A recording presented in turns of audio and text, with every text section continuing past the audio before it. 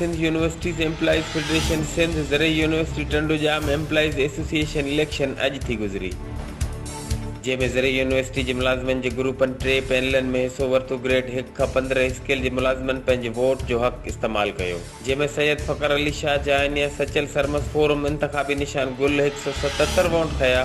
Shah Latif group इंतख़ाबी निशान मेणबत्ती 433 vote खया, जॾहिं त कलंदर शहबाज़ फोरम इंतख़ाबी निशान कोडर 675 वोट खणी कामयाबी हासिल कई।